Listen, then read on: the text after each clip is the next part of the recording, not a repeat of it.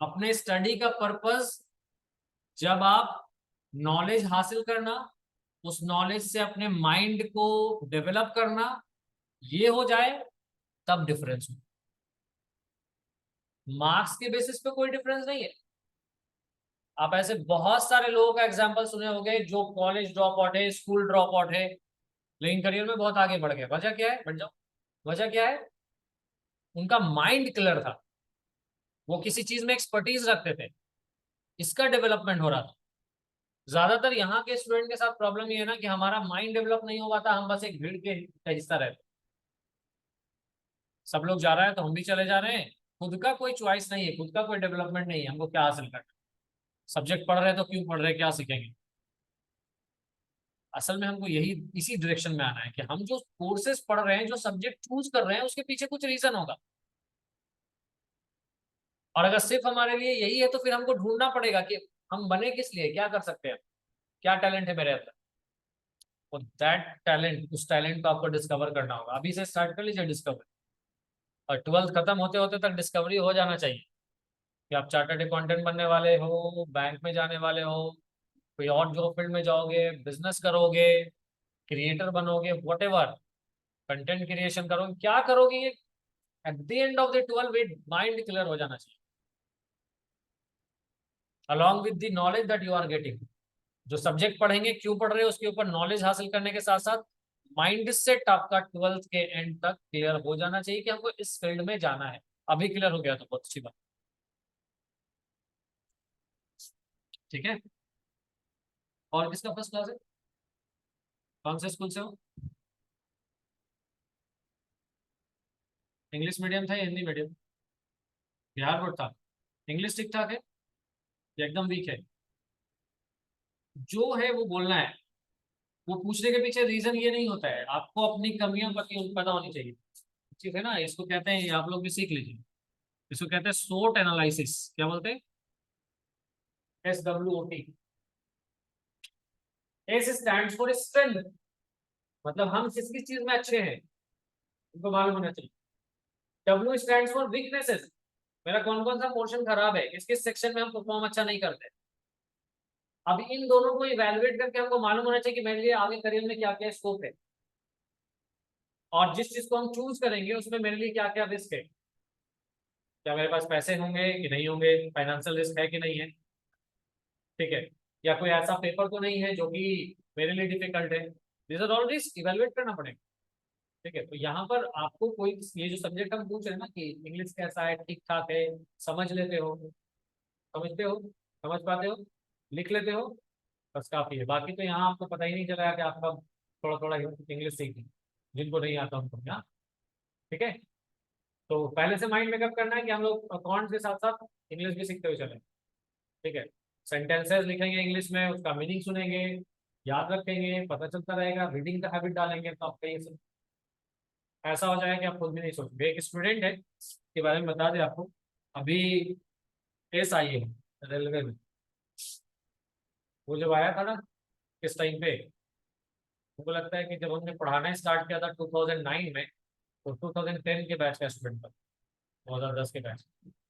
और वो बिल्कुल एक विलेज बैकग्राउंड से है, जहाँ पे इंग्लिश का नामो निशान नहीं। और खास के बिहार बोर्ड में जब हम एग्जाम में बैठते हैं तो वहाँ तो इंग्लिश ऐसा पेपर है ही नहीं। लोगों को बोला जाता है बस इंग्लिश मत पढ़ो, ये इसका जरूरत नहीं है, मार्क्स इंपॉर्टेंट नहीं है, वगैरह वगैरह। क्योंकि मार्क्स लेना पड़ते हैं हम लोग नॉलेज और नीड के लिए थोड़े पढ़ते हैं कि हमारा जरूरत क्या है। हमने इंग्लिश को क्यों बाइक आउट कर दिया, क्यों छोड़ दिया? क्योंकि 10वां में हमसे क्वेश्चन नहीं आया, इसका मार्क्स मैटर नहीं करेगा, छोड़ दिया। लाइफ में सबसे ज्यादा अगर कोई लैंग्वेज मैटर करेगा जो आपको बहुत आगे ले जाएगा, वो यही है। क्या इस हिसाब से हमने डिसीजन लिया? नहीं ना लिया। अगर हम ये बात सोचते पहले कि क्या ये लैंग्वेज जो हम छोड़ रहे हैं करियर में मेरे लिए इंपॉर्टेंट है कि नहीं है, अगर हम ये सोचते तो हम इस सब्जेक्ट को छोड़ते क्या? नहीं छोड़ते ना, या इसमें ज्यादा मेहनत करते हैं ना। ये डिफरेंस होता है कि हम जो चीज पढ़ रहे हैं, क्यों पढ़ रहे हैं, हमको पहले से नहीं मालूम होगा। सिर्फ मार्क्स ऑब्जेक्टिव जो सोसाइटी ने बना दिया है, अनफॉर्चुनेट बात है कि सोसाइटी ने इस बात को एक्सेप्ट कर लिया है कि बस 10वां मतलब मार्क्स, 99, 95, 98, 97। और उसके बाद डिस्प्ले भी आजकल उसी तरीके से होता है, मार्केटिंग का दौर है। हर एक कॉलेज इंस्टीट्यूशन मेरे टॉपर ये सब चलता रहता है, ठीक है, अपने वो मार्केटिंग है, आपके लिए वो मैटर नहीं करेगा। Even if you have got 70% marks, लेकिन आप किसी सब्जेक्ट में एक्सपर्ट है और आपको आपका एम क्लियर है, you will excel comparison to that student जिसका 90-95% मार्क्स है, बस उसको क्लियर नहीं आगे काम करना है, मार्क्स तो ले आए वो रट रटा, एक सिलेबस था, डिजाइन था, बस पे कवर करना था, कर लेना, लेकिन माइंड क्लियर नहीं। तो आगे आने वाले टाइम में कौन एक्सेल करेगा नहीं करेगा, ये मार्क्स डिसाइड नहीं करता, ये डिसाइड करता है आपका प्योर टैलेंट, आपके अंदर का इंटरनल हिडन टैलेंट, इस पर डिपेंड, ठीक है। तो जब भी हम कोई सब्जेक्ट छोड़ रहे हैं या उसको पिक कर रहे हैं, हमको पता होना चाहिए हम छोड़ रहे हैं तो नुकसान क्या होगा, और अगर हम पढ़ रहे हैं तो उसका बेनिफिट क्या होगा, ठीक है। तो उस स्टूडेंट के बारे में जान लीजिए कि उसका इंग्लिश बहुत वीक था, पहला सेंटेंस उसका यही था, सर हिंदी में नहीं पढ़ाइएगा। हमने कहा कि वर्ड लिख लेते हो, कोई वर्ड लिखाएंगे इंग्लिश में, लिख ले, हाँ सर लिख लेते, ठीक है। रीडिंग वगैरह थोड़ा बहुत कर लेते, मेहनत करना आता है, हाँ वो तो कर लेंगे, and in fact he was a very hard working student.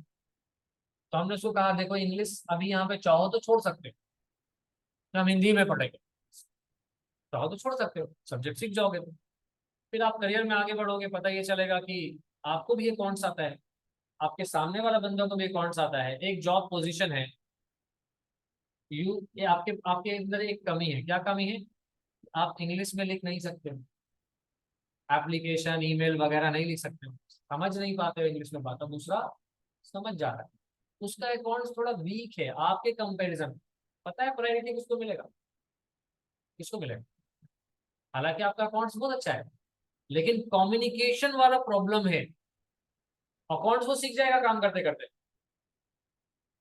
Communication वाला प्रॉब्लम उसका नहीं है, तो प्रायोरिटी किसको मिलेगा, उसको। तो एज अ लिंक लैंग्वेज ये हम पूरे अक्रॉस द वर्ल्ड यूज होता है, तो इसलिए इस सब्जेक्ट को अपना एक स्ट्रेंथ बनाओ, वीकनेस नहीं, क्या बनाओ, स्ट्रेंथ, क्योंकि ये आपके करियर में आगे यूज, लिखना, पढ़ना, बोलना एडिशनली सीखो, किसी को शो ऑफ करने के लिए नहीं, सुपीरियरिटी दिखाने के लिए नहीं कि जाकर के गांव में आप इंग्लिश भांज रहे हैं ताकि सामने वाला समझे कि बच्चा इंग्लिश सीख के आया है, ये नहीं, पता है गांव में जाओ तो आपको पता होना चाहिए कि बच्चे को इंग्लिश आता है, लेकिन वहां पे डिस्प्ले वहां पे नहीं करता, अब कोई बाहर से आ गया वो इंग्लिश बोल रहा है उससे कम्युनिकेट करता है, ताकि वो भी आके बोले अच्छा गांव गांव का बच्चा जानता है, सुपीरियरिटी के लिए नहीं, इसलिए अपने अंदर के स्ट्रेंथ को डेवलप करने के, ठीक है। तो ये लैंग्वेज आपको हमेशा काम आएगा, इसको दिमाग में हटा लीजिए, इसलिए आप जितना भी कॉम्पिटेटिव एग्जाम में कौन सा पेपर कॉमन है, कौन सा पेपर कॉमन है, इंग्लिश, हटा देते ना हम, हटा दिया जाता ना,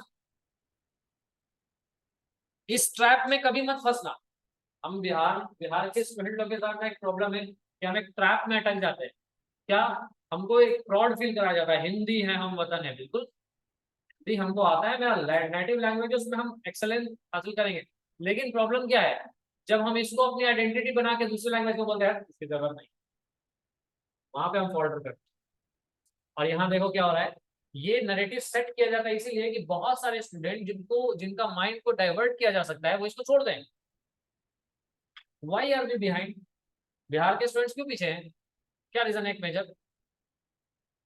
मेजर रीजन क्या है, अगर एक मेजर रीजन हमसे कोई पूछे ना क्या है तो हम यही कहेंगे, यही पेपर, यहाँ से बाहर निकले अब चार्टर्ड अकाउंटेंट करने गए, यहाँ तो 12th तक तो हिंदी में कर लिए, वहां जाकर हालत खराब हो रही है, क्यों, कहीं भी बैठ रहे हैं लेक्चर इंग्लिश में चल रहा है, क्या बोला जा रहा है, क्या लिखाया जा रहा है, हालत खराब हो रही है, कोई स्टूडेंट खराब नहीं है, उसका एक पेपर खराब है, इसकी वजह से वो प्रॉब्लम बनी, और उसने क्यों छोड़ा था, क्योंकि उसको प्राउड फील कराया गया, लैंग्वेज की वजह से कभी, लैंग्वेज एक इंटरनल मदर टंग होता है, वो सबका है, उससे सबको लगा होगा, क्योंकि उसमें ही हम बड़े हैं, पैदा हुए हैं, बढ़े हैं, आम बोलचाल में यूज करते हैं, लोगों को समझ पाते हैं, समझा पाते हैं, लेकिन ये पेपर आपके पढ़ने में काम, सब्जेक्ट्स में इसका यूज, इसको लाइटली नहीं लेना, ठीक है, जहां भी पढ़ो, पढ़ना लिखना बोलना, तीन चीज आ जाना चाहिए इस लैंग्वेज में, और किसी का फर्स्ट क्लास नहीं है, स्टार्ट करें हम लोग सेशन आज का। चलिए, देखो कल के क्लास में हम लोगों ने डेफिनेशन डिस्कस किया था। आज उस डेफिनेशन को हम लोग रिकैप करते हुए आगे बढ़ेंगे। अकाउंटेंसी के डेफिनेशन को हम लोगों ने डिस्कस करा।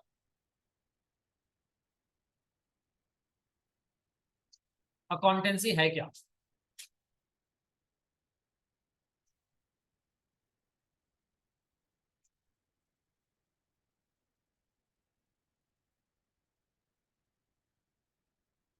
क्या हुआ?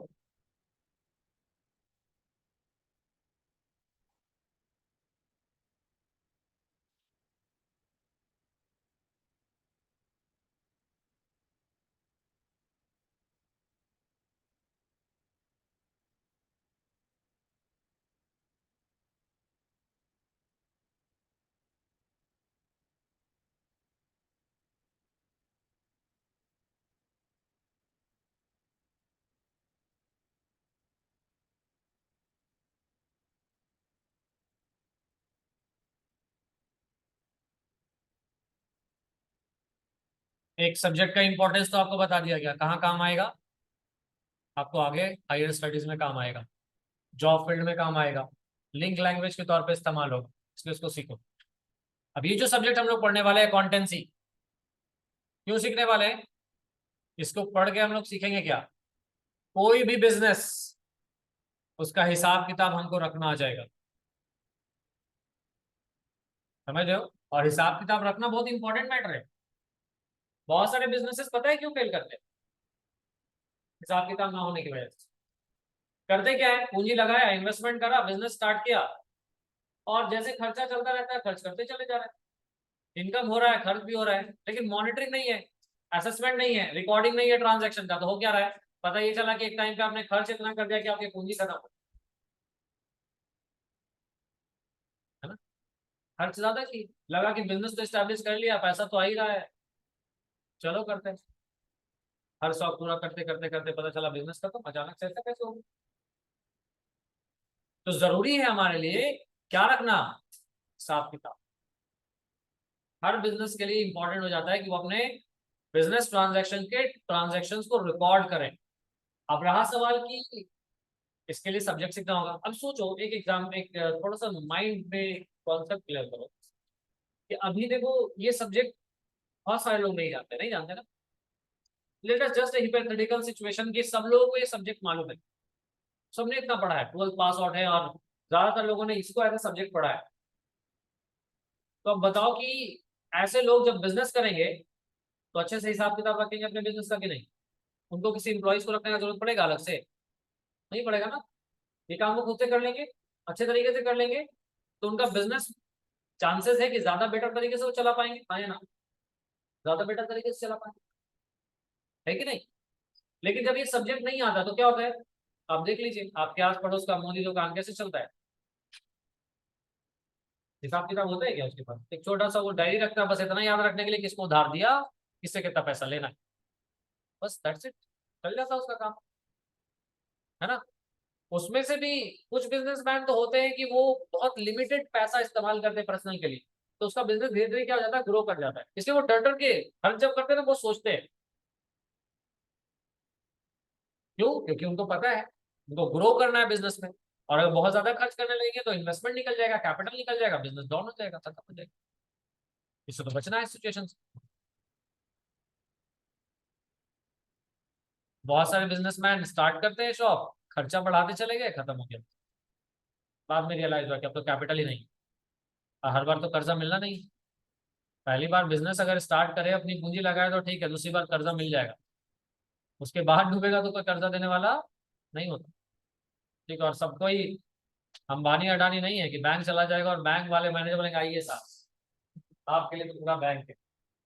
ऐसा नहीं करने वाले, है ना? We have to struggle, general person को स्ट्रगल करना पड़ता है। तो ये सब्जेक्ट जब हम सीखेंगे तो हमको बिजनेस के हिसाब किताब को मेंटेन करना आ जाएगा। हम चाहेंगे प्रॉफिट लॉस निकालना, निकाल सकेंगे।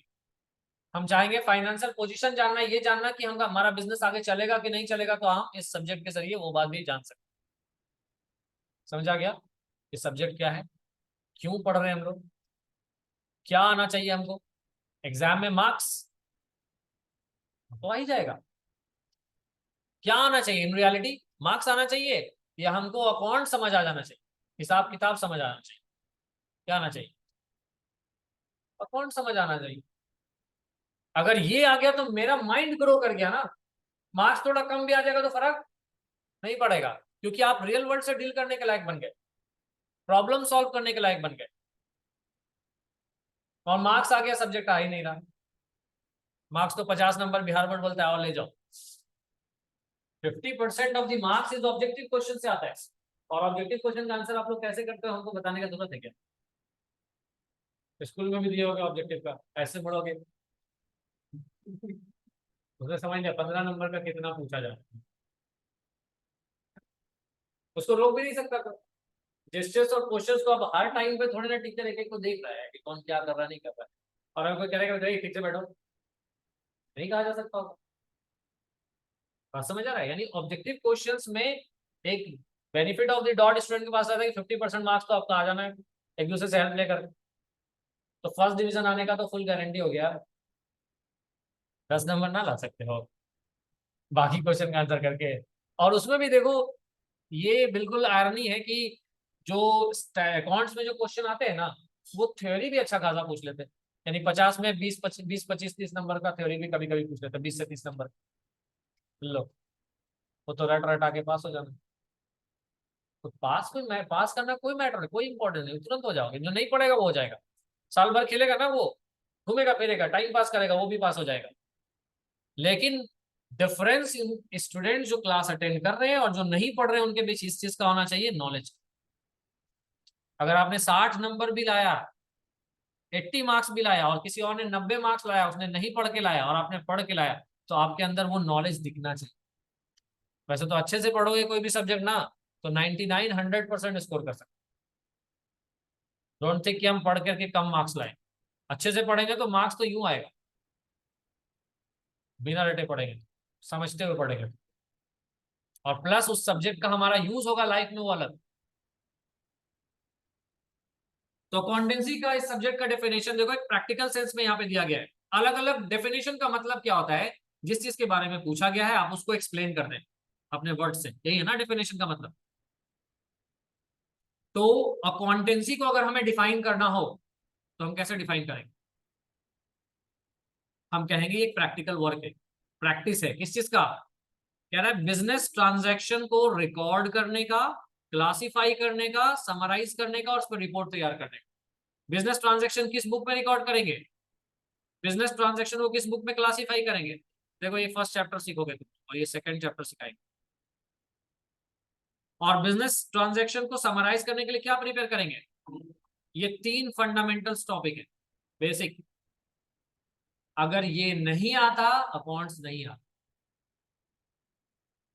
ये टॉपिक्स क्लियर नहीं है आपके, आप ग्रेजुएट हो जाए, बीकॉम ऑनर्स हो जाए, मास्टर डिग्री हासिल कर लें, एमकॉम, मास्टर इन कॉमर्स और पीएचडी भी हो जाए, but if you don't know this fundamental, आपको कुछ नहीं आता। तो इंपॉर्टेंस समझ गए होगे। एक ऐसा है ना कि एक नई बिल्डिंग कंस्ट्रक्ट कर रहे हो, और उसके उसके लिए बिल्डिंग नई कंस्ट्रक्ट करने में सबसे ज्यादा मैटर क्या करता है? उसका फाउंडेशन। जितना स्ट्रांग बनाओगे उतनी ऊंची बिल्डिंग जाएगी, जितना वीक रहेगा उतने नीचे रह जाओ, है ना? तो ये फंडामेंटल सही है इस चैप्टर का। ये अच्छा रहेगा, आपको बाकी के और भी चैप्टर्स धीरे धीरे समझ में आना शुरू हो जाएंगे और बेटर तरीके से समझ पाओ। और यही अटकोगे तो आगे भी अटको। फिर डिसाइड आपको कर लेना करना क्या, आपके हाथ में। ठीक है। और सबसे बड़ा दुश्मन आपके लिए रहेगा मोबाइल। हम ये नहीं कहेंगे मत यूज करो, हम ये कहेंगे लिमिटेड यूज करो। मोबाइल को अपने कंट्रोल में रखना बस। मोबाइल को अपने कंट्रोल में आना रखना कर सीख लिए, करियर में सक्सेसफुल हो जाओ। और जहां मोबाइल आपको कंट्रोल करने लग जाए तो मोबाइल ही जाने कहाँ जाओ, आपको भी नहीं पता होगा आप कहाँ जाओ। 5 इयर्स इंपॉर्टेंट है, 11th 12th और ग्रेजुएशन तक, ये 5 साल अच्छे से पढ़ लो। इवन अगर फैमिली बैकग्राउंड अच्छा नहीं भी है ना, तब भी कोशिश ये करना कि अगर मेरे को 12th के बाद ज्यादा सपोर्ट नहीं होगा फैमिली से, तो 12th के बाद हम इतना नॉलेज हासिल कर लें कि कम से कम सेल्फ डिपेंडेंट हो जाए, खुद से अपना पढ़ाई का खर्चा उठा लें। और हो जाना चाहिए था सारे स्टूडेंट। पेरेंट्स अगर अफोर्ड कर लेते अच्छी बात है, बट अगर हम खुद सेल्फ डिपेंडेंट हो जाए ना 12th के बाद, इतना खर्चा निकाल लें कि हम अपने पढ़ाई का खर्चा मेंटेन कर सकते, तो ये एक अलग फीलिंग देगा, समझ रहे हो। चले, तो ये सब्जेक्ट क्या है पता चल गया। इस सब्जेक्ट में हम लोग सीखेंगे कि बिजनेस के लेन देन यानी व्यापार के लेन देन को कैसे क्या करेंगे, रिकॉर्ड करेंगे जर्नल बुक में, कैसे क्लासिफाई करके लिखेंगे लेजर बुक में, कैसे शॉर्ट करके प्रॉफिट लॉस जानेंगे, बिजनेस का पोजीशन जानेंगे, बिजनेस के संपत्ति कर्ज और कैपिटल का पोजीशन जानेंगे, यानी फाइनल अकाउंट्स कैसे प्रिपेयर करेंगे, और इसका रिपोर्ट कैसे तैयार करेंगे, बिजनेस के ऊपर रिपोर्टिंग कैसे करेंगे कि बिजनेस क्या है, कैसा चल रहा है, आगे क्या पोजीशन है। ये पूरा का पूरा हम जिस सब्जेक्ट में सीखते हैं उस सब्जेक्ट का नाम है अकाउंटिंग। क्लियर है। अब आते हैं फंडामेंटल ऑब्जेक्टिव क्या है, बेसिक। ठीक है, बहुत सारी चीजें हमको जाननी है। बेसिक्स क्या है, बेसिक ये है कि हमारा फाइनेंशियल परफॉर्मेंस यानी हमारा बिजनेस प्रॉफिट में है लॉस में है, हम ये जान लेंगे इस सब्जेक्ट से, और बिजनेस आगे चलेगा नहीं चलेगा, आगे कितने समय तक चलेगा, पोजीशन, ये पता लग जाएगा। यानी ये फीडबैक देगा आपको, it provides feedback to the management regarding what, financial results and financial position. जब हम फाइनेंशियल रिजल्ट बोलेंगे तो मतलब किस चीज की बात कर रहे हैं, प्रॉफिट लॉस। और जब हम कह रहे हैं फाइनेंशियल पोजीशन तो इसमें 3 वर्ड यूज हुआ है, ए 3 लेटर यूज हुआ है, ACL। ए कहते हैं एसेट्स को, एसेट समझते हैं, हिंदी में बोला जाता है इसको संपत्ति, संपत्ति समझते हैं। ये ना समझोगे तो क्या समझ, और हर घर में डिस्कशन ही होता है। थोड़े से आप समझदार हो गए, कहीं पे घर में बैठ जाइए तो आपके बड़े इसी का बात कर रहे हो कि फलाना ने अपनी जमीन ले ली, उसका वो कार आ गया, वगैरह वगैरह वगैरह, है ना। एसेट्स कहते हैं किसी भी वैल्यूएबल चीज को जो किसी व्यक्ति या किसी संस्था के पास हो, जिसका मनी वैल्यू है, वैल्यूएबल चीज एसेट। कैपिटल किसको कहते हैं, कैपिटल का मतलब होता है पूंजी, वर्ड सुने वही, बिजनेस शुरू करने के लिए पैसे की जरूरत होती, जितने पैसे लगा करके तुम बिजनेस स्टार्ट करोगे वो तुम्हारा क्या कहलाएगा, कैपिटल। यानी बिजनेस के मालिक ने जो पैसा बिजनेस में लगाया वो उसका कैपिटल है, और अकाउंट्स में कैपिटल अकाउंट उसी के अकाउंट को रिप्रेजेंट कर रहा है, किसके अकाउंट को, ओनर के अकाउंट। कैपिटल अकाउंट मतलब ओनर का अकाउंट। किसी कंपनी का आप अकाउंट उठाए और उसमें किसी पर्सन का अकाउंट चेक कर रहे हो, मान लो मोहन एक बिजनेसमैन है, उसका आप अकाउंट चेक कर रहे हो और उसके अकाउंट में आपने देखा लिखा हुआ है कैपिटल 15 लाख, मतलब उसने पूंजी कितना लगाया अपने बिजनेस में, मतलब कितना रुपए लगा हुआ है, जिस डेट में चेक कर रहे हो उस डेट में पूंजी कितना है। क्लियर है। एल वर्ड जो है इस एल लेटर से आता है लाइबिलिटीज, ACL लाइबिलिटीज, यानी इसको हिंदी में कहा जाए तो कर्ज, समझ लो। अभी जो वर्ड यूज होता है कर्ज, कर्ज का मतलब क्या हुआ, मतलब आपके पास एक फाइनेंशियल जिम्मेदारी आ गई है, पैसे की जिम्मेदारी आ गई जिसको आपको क्या करना है, लौटाना है। सही है ना। होता है, कभी बिजनेस आपको बड़ा करना हो तो आपको बैंक से लोन लेना पड़ेगा, कभी कोई खर्चा बाकी रह गया होगा, ये सब क्या बनेगा, कर्ज। तो संपत्ति, पूंजी और कर्ज, इन 3 चीज के क्वेश्चन को जान के हम फाइनेंशियल क्वेश्चन अंडरस्टैंड कर सकते हैं। पीछे डिस्कस नहीं करना तुम लोग, क्लास चल रहा है और डिस्कशन, ठीक है। यहां तक कोई दिक्कत। आप लोगों को जो नोट्स मिलेगा ना 2 पेज का, उसमें ये पॉइंट्स आपको लिखे हुए मिलेंगे, ठीक है। और बाकी लेक्चर्स ग्रुप में आप लोगों का नंबर ऐड करवा दिया जाएगा, ये जो लेक्चर्स है इसको सेंड कर देंगे। अगर कोई पॉइंट नोट करने का जरूरत फील होता है नोट कर लीजिए, किसको कौन सा पॉइंट नोट करने का जरूरत होगा ये आप पे डिपेंड करेगा, ठीक है। फर्स्ट एक इंपॉर्टेंट पॉइंट जो आपको ध्यान में रखना है कि आपको ज्यादातर नॉलेज को यहाँ स्टोर करना है अपना प्राइमरी मेमोरी, ये primary memory copy secondary memory, उसको प्राइमरी बनाओगे इसको सेकेंडरी बनाओगे तो कुछ नहीं होना। विकास किसका होना है, बुद्धि का।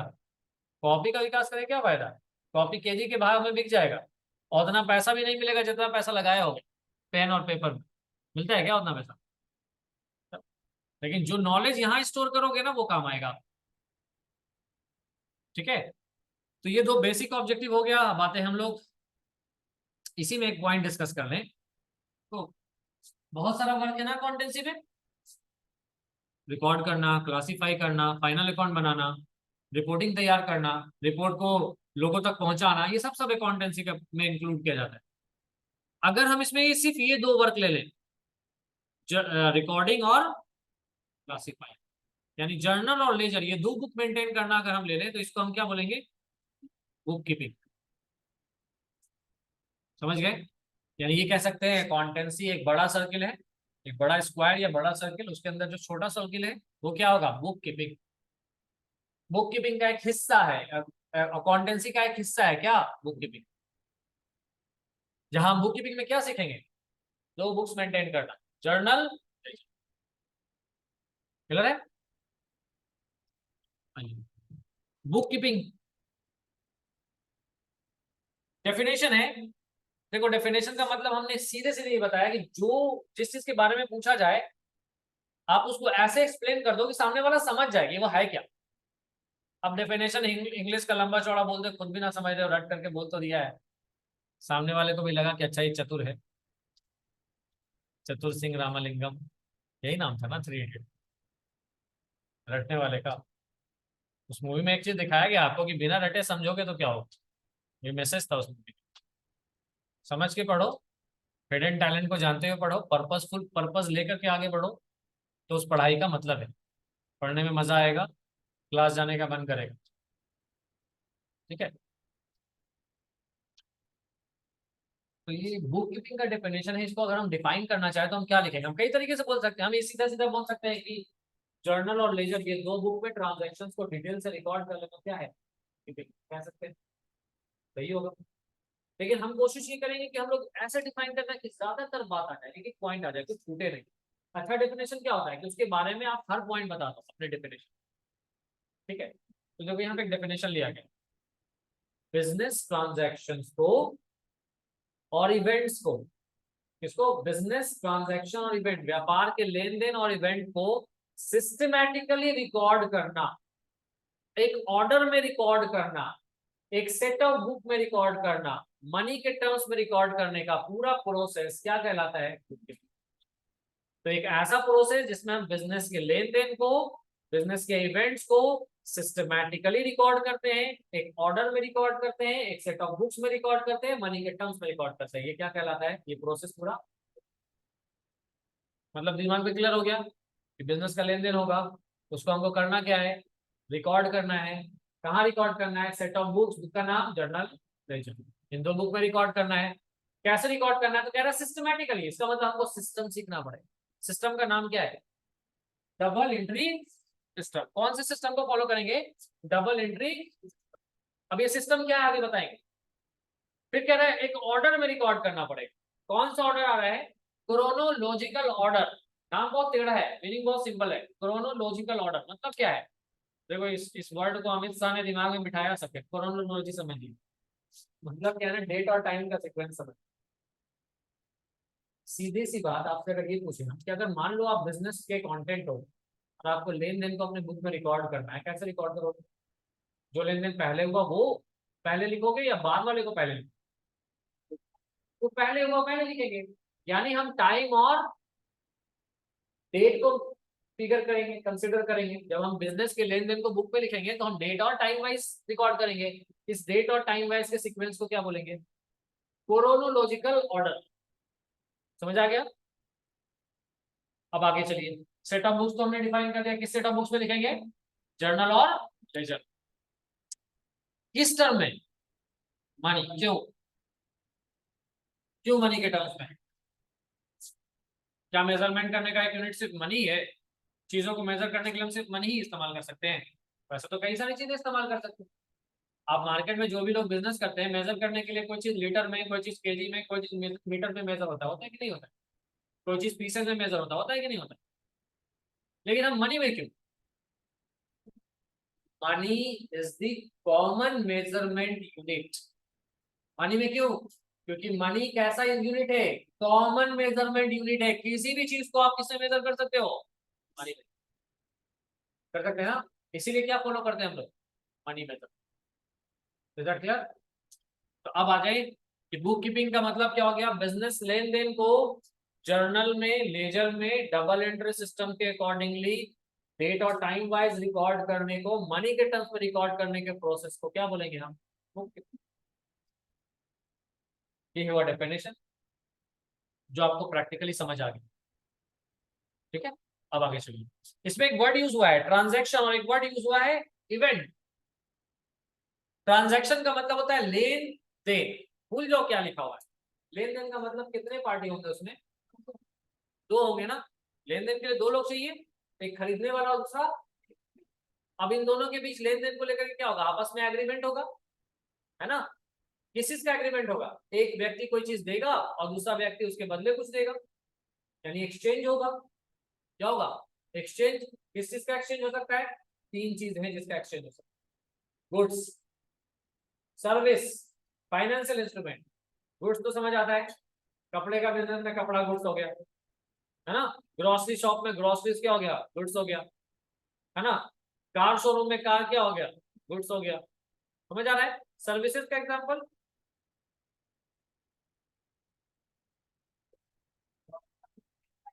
बिजनेस के पॉइंट ऑफ व्यू से सर्विसेज का एग्जांपल क्या? साइबर कैफे, जहां जाकर क्या बोलते हैं, मेरा फॉर्म भर दीजिए, रेलवे का फॉर्म आया है, ये फॉर्म फिल कर दीजिए, वो कर दीजिए, करते हैं ना। या टिकट बुकिंग करवाते हैं, तो उसके बदले एक्स्ट्रा एक्स्ट्रा पैसा अर्न करते हैं। क्या है ये? क्या प्रोवाइड कर रहे हो आप? सर्विस। आपने किसी के काम को कर दिया, उसके बदले आपने पैसा लिया, है ना। या तीसरा चीज क्या खरीद बिक्री होगा? Financial instrument. आज के डेट में आप लोग इतना ज्यादा मोबाइल रील्स वगैरह देखते हो कि आपको भी पता हो गया होगा शेयर मार्केट के बारे में, क्रिप्टो मार्केट के बारे में सुनेगा। शेयर मार्केट, हाँ, किसी कंपनी में तुम ओनरशिप ले सकते हो, किसी कंपनी के तुम मालिक बन सकते हो, भले ही वो मालिकाना 0.000001%, 0.000 यानी पॉइंट डेसिमल के बाद बहुत सारे जीरो के बाद 1% स्टेट होते मालिक हो सकते। अब मान लो 10 करोड़ की कंपनी है और तुमने उसमें 10,000 रुपये लगाया, कंपेयर कर लो कितना परसेंटेज स्टेक हुआ। समझ में आ रहा है? तो शेयर्स, डिबेंचर्स, ये बहुत सारे सिक्योरिटीज होते हैं, इसको बोलते हैं फाइनेंशियल इंस्ट्रूमेंट। क्या बोलते हैं? आजकल लोग इसमें भी ये भी खरीद बेच रहे हैं ना। आप एक शेयर मार्केट के आप ब्रोकर हैं, तो आप क्या करेंगे? आप एक बिजनेस कर रहे हो जहां पे आप शेयर्स खरीदते हो और बेचते हो। बहुत सारे लोगों ने एप्लीकेशन बना रखा है, वो क्या कर रहे हैं? प्लेटफॉर्म प्रोवाइड कर रहे हैं जहाँ पे शेयर्स मार्केट में शेयर्स खरीदा और बेचा जा रहा है। तो क्या ट्रेड किया जा रहा है? What is being traded? क्या खरीदा बेचा जा रहा है? शेयर्स। शेयर्स क्या है? Financial instrument. एक डॉक्यूमेंट देके पैसा लिया गया है और इसके बदले क्या दिया जाएगा नहीं दिया जाएगा वो एक मैटर है। लोन दिया गया तो लोन देते हैं, लोन डॉक्यूमेंट्स में मिलता है तो क्या होता है? इंटरेस्ट दिया जाता है। लेकिन अगर किसी से कैपिटल लिया तो उसको क्या देते हैं? प्रॉफिट का हिस्सा। बात समझ आ रहा है? तो तीन चीजें ट्रेड की जाती है, कौन कौन? Goods, services, financial instrument. तो पता ये चल गया कि ट्रांजेक्शन क्या है। ट्रांजेक्शन क्या है? एग्रीमेंट है किसके बीच? बायर और सेलर के बीच। किस चीज का एग्रीमेंट है? एक्सचेंज करने का। क्या एक्सचेंज करने का? Goods, services, financial instrument. रखना पड़ा डेफिनेशन। आ गया। अब आइए इवेंट्स। इवेंट्स किसको कहेंगे? Events are consequences of transactions. Transactions का रिजल्ट कहलाता है इवेंट। ट्रांजैक्शन का नहीं, ट्रांजैक्शंस। जब प्लूरल यूज कर दिया मतलब एक से ज्यादा लेन देन की बात, है ना। चलो इसको पहले एग्जांपल ले लेते हैं, फिर समझ आ जाएगा डेफिनेशन।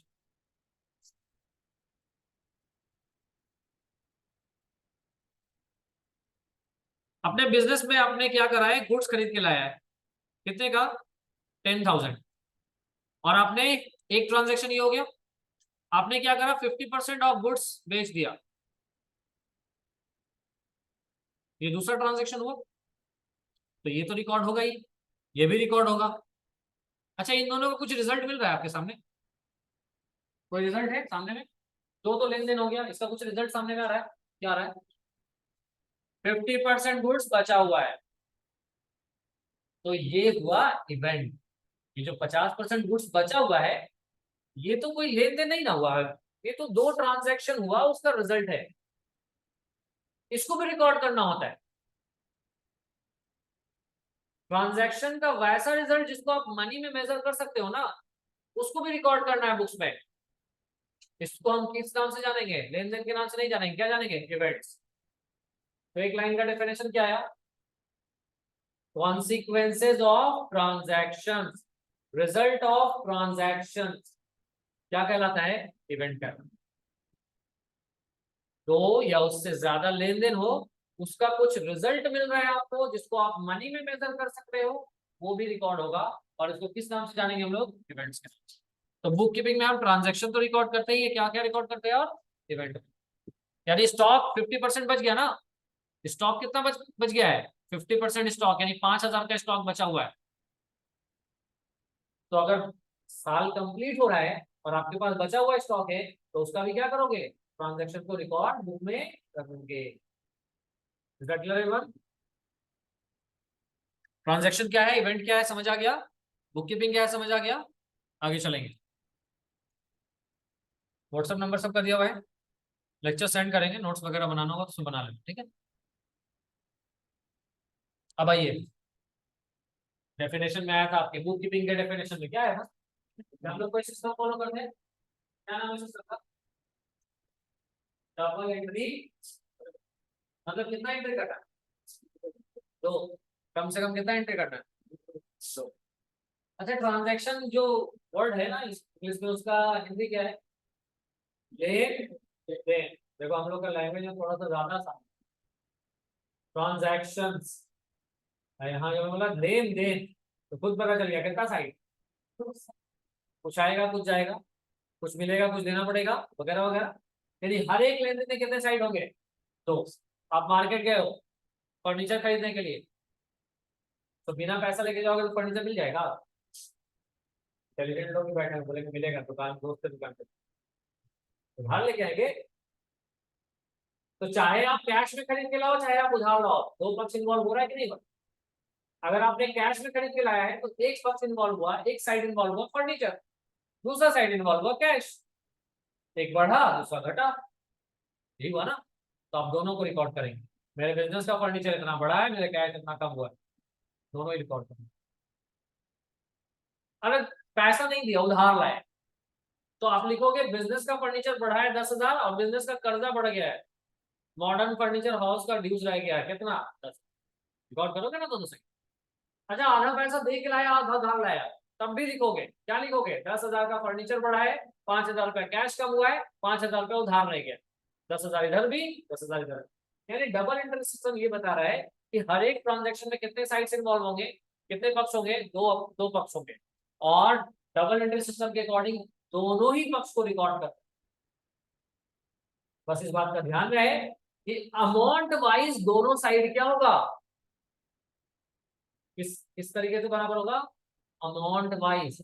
अभी 3 एग्जाम्पल आपके सामने दिया, फर्नीचर कैश में लाने का, फर्नीचर उधार में लाने का, और फर्नीचर आधा पैसा देगा और आधा लाया। तीनों 3 पोजिशन। इन तीनों में हमने आपको बताया फर्नीचर कितना चेंज हुआ? 10। पहले केस में 10,000 कैश घटा, तो दोनों साइड 10-10,000 है ना। दूसरे केस में 10,000 से आपका फर्नीचर बढ़ा, 10,000 से उधार बढ़ा, 10-10,000 है ना आगे। तीसरे केस में 10,000 का फर्नीचर बढ़ा, 5,000 का कैश घट गया है और 5,000 का कर्जा बढ़ गया। कितना है अमाउंट में? इधर भी 10,000 इधर भी। अमाउंट वाइज दोनों साइड क्या होगा? Is that clear? कोई डाउट्स? अगर कोई पूछेगा डबल एंट्री सिस्टम क्या, बता देंगे? कह देंगे कि लेन देन के दो पक्ष होते हैं, दोनों को रिकॉर्ड किया जाएगा। इस सिस्टम में दोनों साइड्स को रिकॉर्ड किया जाता है। इसको ऐसे बोला जाता है कि एक ट्रांजैक्शन में कम से कम 2 अकाउंट इन्वॉल्व, क्योंकि दो साइड के लिए कम से कम कितने होने चाहिए? 2 होने चाहिए। सिंगल पर्सन को 2 साइड कर सकते हैं क्या? नहीं कर सकते। सिंगल अकाउंट को 2 साइड कर सकते हैं क्या? तो एटलीस्ट एक ट्रांजैक्शन में कितना कितना अकाउंट इन्वॉल्व होगा? 2। क्लियर है? और अमाउंट वाइज दोनों साइड ऑलवेज क्या होगा? इक्वल होगा, ऑलवेज इक्वल होगा, तो ध्यान रखना। Is that clear? अभी डेफिनेशन आ गया। Every business transaction involves 2 aspects. हर लेन देन में कितने पक्ष होते हैं? 2। और डबल एंट्री सिस्टम में कितने पक्ष को रिकॉर्ड किया जाएगा? 2। दोनों को। जहां पे एक एस्पेक्ट को क्या किया जाएगा? डेबिट, और दूसरे को क्या किया जाएगा? क्रेडिट। पूरा अकाउंट्स में आप जिंदगी भर यही करते रहोगे, डेबिट क्रेडिट डेबिट क्रेडिट। अब कब डेबिट करोगे कब क्रेडिट करोगे, तो सीधा है। देखा ना, यही तो है आपको इमारत बनाएगा ऊपर। कितने बड़े कंटेंट बनोगे, ये डिपेंड करेगा कि आपका पिलर कितना स्ट्रांग है, फाउंडेशन फंडामेंटल्स कितना अच्छा है। ठीक है, और ये इस बात पर डिपेंड करेगा कि नॉलेज कितना कॉपी पे है और कितना नॉलेज यहाँ है। ठीक है, और पहला दिन थोड़ा बहुत नींद भी आएगा। ठीक है, 4-5 क्लास जाग लेना अच्छे से थोड़ा सा। वैसे तो कोशिश कर रहे हैं कि नींद ना आए, लेकिन फिर भी पॉसिबिलिटी है। देखिए, डेबिट टोटल का अमाउंट और क्रेडिट टोटल का अमाउंट क्या होना चाहिए, बराबर। कोई दिक्कत, सिस्टम समझ आ गया। अब ये फियर मत रखना, थोड़ा थोड़ा भूलोगे। हम लोग के अंदर एक हैबिट भी है ना कि कुछ इंफॉर्मेशन याद कर रहे हैं तो कुछ भूल भी रहे हैं, और पढ़ने वाली चीजें तो याद करते हैं तो भूलते भी जाते हैं। ठीक है ना, तो ठीक भी है। भूलने की बीमारी इंसान को नहीं होती तो पता नहीं पागल हो जाते हैं। नहीं होते पागल। हाँ, सबसे ज्यादा याद क्या रखते हैं, उसको किसने सताया, उसको किसने मारा, उसको किसने दुख तकलीफ दी, किससे उसका झगड़ा, किससे उसका, यही याद रखते हैं। मतलब सारी नेगेटिव चीजें हम लोग ज्यादा याद रखते हैं। अब अगर भूलने की बीमारी नहीं होती तो यही हमारे माइंड में ज्यादा स्टे कर रहा, फिर जीना मुश्किल हो जाता। तो भगवान ने दिया ही है ये दोनों साइड, अच्छे के लिए दिया। हम भूलते हैं, अब क्या भूलना क्या है, याद क्या रखना, ये हम पे डिपेंड कर। हम पढ़ाई की चीजें भूल जाए और मूवीज का सीन याद रखें, ये हम पे डिपेंड कर रहा है। जो पढ़ाई का इंफॉर्मेशन याद रखेगा और मूवीज में हंस खेल के चलाएगा, क्या बताया था उस समय एंजॉय कर लेना, हो गया, उसके बाद उसका कोई यूज नहीं है, नहीं। हाँ, भले तुम कंटेंट क्रिएटर मूवी क्रिटिक बन जाओ, तुम्हारा जॉब हो जाए वो, कि तुमको फिल्म के बारे में बताना है कि इसका ये, इसमें ये कमियां हैं, ये अच्छाइयां हैं, तो अलग बात। ठीक है, तो debit total must be equal to credit total. कितने साइड होंगे लेन देन में, दो। कौन कौन, एक साइड क्या कहलाएगा डेबिट, दूसरा साइड क्या कहलाएगा क्रेडिट। क्लियर है, अमाउंट वाइज दोनों साइड क्या होगा, बराबर। आगे चलेंगे, ये लास्ट पोर्शन है आज के डिस्कशन का। अब तक जितना डिस्कशन किया, हम किसके बारे में डिस्कशन किया है, बुक कीपिंग के डेफिनेशन के ऊपर पूरा पॉइंट लिया है ना। तो बुक कीपिंग में हम लोग करते क्या है, बिजनेस ट्रांजैक्शन या बिजनेस इंफॉर्मेशन को हम लोग रिकॉर्ड करते हैं। देखो पहले के टाइम पे क्या होता था और आज भी होता है कि लेन देन को एक वॉचर में पहले लिखते हैं, एक रफ बुक में लिख लेते हैं ताकि लेन देन भूले नहीं। आजकल जैसे मान लो तुमने कोई सामान कहीं से खरीद करके लाया तो वहां से बिल मिलेगा, बिल मिलेगा ना सामान का, तो वो वॉचर हो गया। तुमने किसी कस्टमर को कोई सामान बेचा तो उसको बिल काट के देते हो, वो वॉचर हो गया। तो ये सबसे पहला इंफॉर्मेशन है ना रिकॉर्ड का, बिजनेस लेन देन का सबसे पहला रिकॉर्ड तो यही है। लेकिन फर्क ये है कि ये रॉ डेटा है, मतलब ऑर्गेनाइज नहीं है, जिससे आपको कुछ इंफॉर्मेशन पता चल जाए। 50 तो सेल्स का स्लिप पड़ा हुआ है, कुछ खास इंफॉर्मेशन नहीं रहा, लेकिन जब आपने उस 50 स्लिप को रिकॉर्ड करा तो आपके पास एक डेटा आ गया कि आपने टोटल 50,000 का सेल किया है। अभी काम का चीज। तो फर्स्ट इंफॉर्मेशन यहाँ है, इस इंफॉर्मेशन को, यानी जो भी ट्रांजैक्शन होता है सबसे पहले आपको एक फर्स्ट इंफॉर्मेशन के तौर पे मेमोरेंडम बुक, किसी रफ बुक में मिलेगा या किसी वॉचर्स के तौर पे मिलेगा। करना क्या होगा आपको, सिस्टमैटिकली उसको सबसे पहले किस बुक में लिखना पड़ेगा, जर्नल। उसके बाद कौन से बुक में लिखना पड़ेगा, लेजर। यहां तक आपका बुक कीपिंग खत्म है। लेकिन एक चीज मालूम है ना कि आपको एक सिस्टम बताया गया, डबल एंट्री सिस्टम, ये बताएगा ना, जिसमें क्या बोला गया कि हर लेन देन के कितने साइड होंगे, एक ट्रांजैक्शन में मिनिमम कितना अमाउंट इन्वॉल्व होगा, अमाउंट वाइज दोनों क्या होगा। कभी कभी गलती होता है ना, इधर लिखना था 1000, 1000 दोनों साइड लिखना था, इधर लिख दिया 1000, इधर 10, एक जीरो बढ़ गया, हमको पता भी नहीं चला। पता है कि नहीं होता। तो टाइम टू टाइम जरूरत पड़ेगा इस तरह के एरर को एड्रेस करने का, कि हम एक बार चेक तो कर ले कहीं अमाउंट में तो गड़बड़ी नहीं है। क्योंकि अगर एक बार अकाउंट में इसमें गड़बड़ी हो गया तो लेजर में भी गड़बड़ी हो, हर जगह गड़बड़ होगी। तो उसके लिए क्या किया जाता है, उसके लिए जर्नल की भी टोटली का कॉलम होता है। और टाइम टू टाइम क्या करते हैं ना, एक स्टेटमेंट बना लेते हैं जिसमें दो जितने भी अकाउंट है उस सबका बैलेंस लिख लेते हैं, और ये चेक करने के लिए कि गड़बड़ी अमाउंट में नहीं, अमाउंट की गड़बड़ी से बच गए, ये चेक करने के लिए एक स्टेटमेंट बनाते हैं, इसका नाम क्या है, ट्रायल बैलेंस। तो पहले तो हम लोग ये फर्स्ट चैप्टर हमारा सीखेंगे और ये आपका दूसरा चैप्टर होगा, और उसके बाद जब फाइनल अकाउंट स्टार्ट करने वाले रहेंगे तो उससे पहले ये स्टेटमेंट भी सीख लेंगे। कौन सा स्टेटमेंट,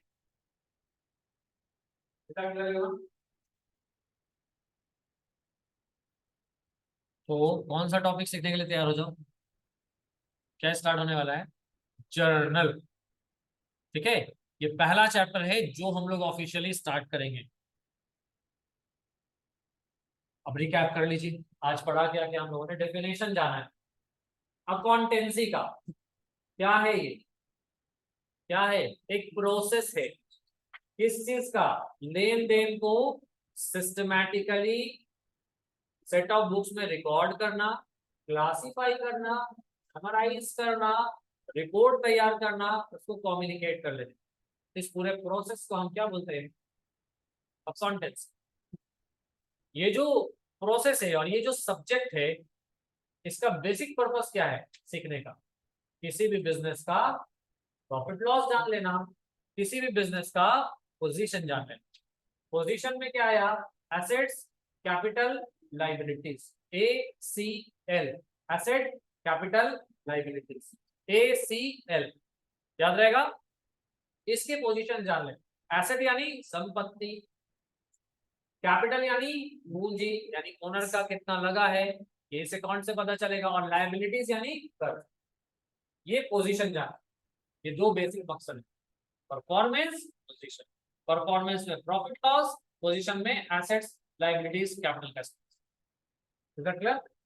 फिर हम लोगों ने जाना बुक कीपिंग का डेफिनेशन। इसमें हमको पता चला कि बिजनेस के लेन देन को दो बुक्स में सिस्टमैटिकली रिकॉर्ड करना, एक सर्टेन ऑर्डर में रिकॉर्ड करना, मनी के टर्म्स में रिकॉर्ड करने को क्या बोलते हैं? Book keeping. तब इसमें आ गया एक एक एक को, इसको क्लियर कर लें। दो बुक्स में बिजनेस ट्रांजैक्शंस को डबल एंट्री सिस्टम को फॉलो करते हुए लिखना, है ना। डेट और टाइम वाइज को फॉलो करते हुए लिखना और मनी के फॉर्म में लिखना। ये पूरा प्रोसेस क्या कहलाएगा? Book keeping. क्लियर है?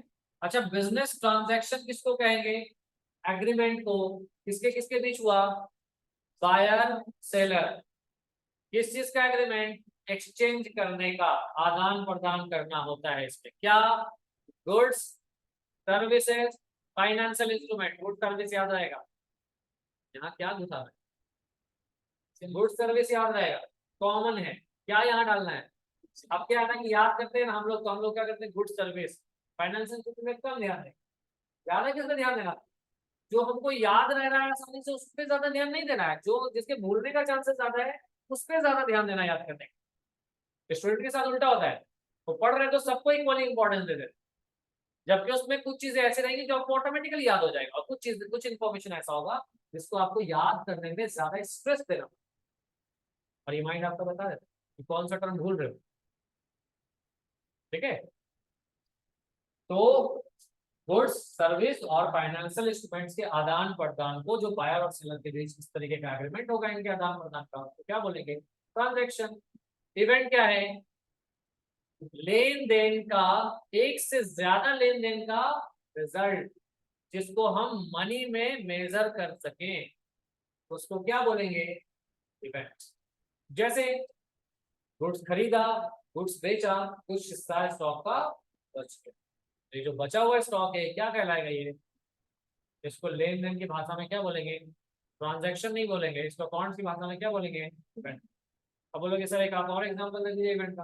हो जाएगा, क्या नहीं है, क्या मुश्किल। आप एक मशीन खरीदे, अभी खरीदे तो 1 लाख रुपए खर्चा किया, आपको पता है 5 साल ही मशीन चलेगा, 1 साल गुजर गया तो मशीन का वैल्यू कम हुआ ना? मशीन का वैल्यू क्या हुआ? कम हुआ ना? तो आप क्या करोगे? वैल्यूएशन करोगे ना कि कितना कम हुआ मेरे मशीन का वैल्यू 1 साल यूज हो जाने की वजह से। अभी तो कुछ आदान प्रदान नहीं ना हुआ, मशीन तो पहले ही आ गया, उसको तो रिकॉर्ड कर लिया। लेकिन 1 साल गुजर गया है, तो 1 साल में हुआ क्या? वो एसेट यूज हुआ, उसका वैल्यू कम हो गया। आपको पता है वो मशीन आपने 10,000 में खरीदा था, 5 साल अगर आपका उसका लाइफ है, 1 साल में आपको कितना रुपए हटा देना चाहिए? 2,000। इसका मतलब 2,000 आपका खर्चा में चला गया। इसको बोलते हैं डेप्रीशिएशन। क्या बोलते हैं? डेप्रीशिएशन। क्लियर है? तो ये कहलाता है इवेंट्स। और ये स्ट्रक्चर हो गया, यानी बिजनेस का लेन देन एक सबसे पहले रफ रजिस्टर या किसी वॉचर में रिकॉर्डेड होगा। वहां से आपको कहाँ रिकॉर्ड करना है?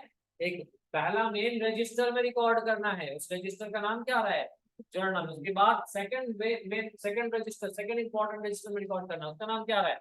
लेजर, और उसके बाद एक स्टेटमेंट बना के बुक कीपिंग आपका लेजर तक खत्म है, ठीक है। बाकी नीचे का जो पोर्शन है वो उसके आगे का पार्ट है कि हमें ट्रायल बैलेंस ये चेक करने के लिए बना लेना चाहिए कि अमाउंट का गड़बड़ी हमने, क्लियर है एवरीवन, यहाँ रहेगा इन्फॉर्मेशन, ठीक है। ग्रुप में से जाकर के व्हाट्सएप नंबर ऐड करवा लो, ग्रुप में इन्फॉर्म कर दे रहे हैं, अभी लेक्चर हम वहाँ पे सेंड कर देंगे, कोई नोट्स वगैरह लेना होगा तो ले लें, ठीक है। सी यू टुमारो सेम टाइम, अगले क्लास में इसके आगे हम लोग डिस्कस करेंगे। डाउट है किसी का, कोई क्वेश्चन है एनीवन? क्वेश्चन रेज करना है, कभी भी कोई डाउट राइज हो, कोई टर्न नहीं गया माइंड में, भूल गए, बताया गया भूल गए, क्लास में पूछना चाहते हो हैंड रेस करके पूछ सकते हो, ठीक है। और बाकी तो आपके लिए टेक्नोलॉजी, आप लोग जिस दौर में है उस दौर में टेक्नोलॉजी डेवलप हो गया है, छूटा हुआ लेक्चर भी मिल जाता है, जितना चाहते हो आगे पीछे करके देख सकते हो, जितने स्पीड में चाहते हो देख सकते हो, ठीक है ना। तो उसमें कोई कमी नहीं है, वो आपके ऊपर डिपेंड करे। चलिए आज के लिए इतना ही।